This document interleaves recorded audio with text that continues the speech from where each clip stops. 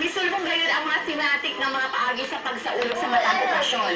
Sa kailangan pagliliwan ang layon na sa mga pagkaon nga Halloween inspired. Ano ang report ni Bex May Humawas?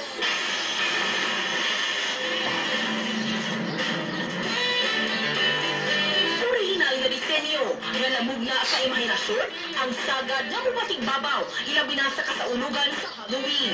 Pag matuod niini kini close to reality nga mga simbolo ingon man mga karakter sa panahon sa pagpanghadlok nga makita ibabaw mismo sa mga pagkaon ugos sa mga Halloween.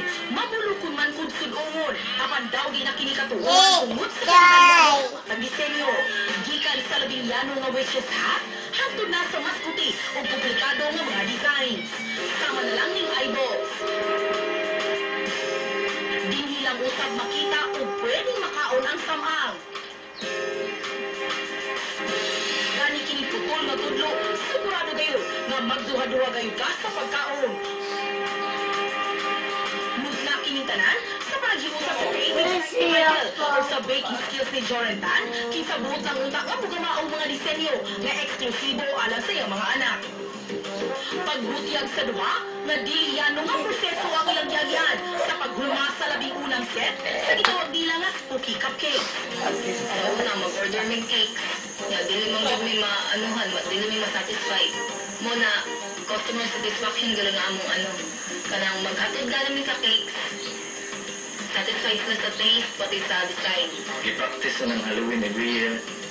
So, nagkaroon ka na, nagsugod na siguro pag-adapt karon.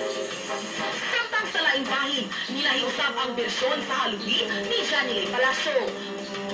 Tungod sentro sa iyang mga obra alang sa Halloween at mas friendly nga tema. Ang batong niya kining daw mata, pumpkin. O ghost lollipop na gitawag niya o mga cake pops na ginama mismo sa chocolates. Gani kini mga gulls ibabaw sa cupcake, adunay marshmallow na swak gayon sa panlasa sa mga bata.